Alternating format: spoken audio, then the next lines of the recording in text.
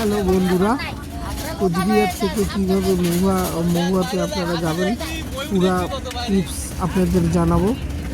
তো সবার প্রথমে আপনাদের যদি কোচবিহার থেকে বড় বাসে যান, এই ভাড়া হচ্ছে 7,000 টাকা পড়বে।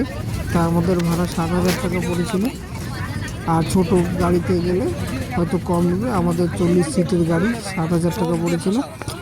আর যাওয়ার সময় আপনাদের চিলাপাতা ফরেস্ট পার হতে হবে। আমরা চিলাপাতা ফরেস্টে দিয়ে গিয়েছিলাম। তার চিলাপাতা ফরেস্ট পার হয়ে তারপরে হচ্ছে হাসিমারা পার হয়ে আপনাদের যেতে হবে। আমাদের পিকনিকের স্পটের নাম তো আগে বলেছিলাম, মহুয়া স্পট। তো আমরা সেখানে অনেক মজা করলাম। তো কুচবিহার থেকে টোটাল কিলোমিটার হচ্ছে 55 কিলোমিটার। তো এটুকু ইনফরমেশন আপনাদের দেওয়া ছিল। তো যারা কুচবিহার থেকে মহুয়াতে যাবেন, এই ইনফরমেশনটা কাজে লাগবে।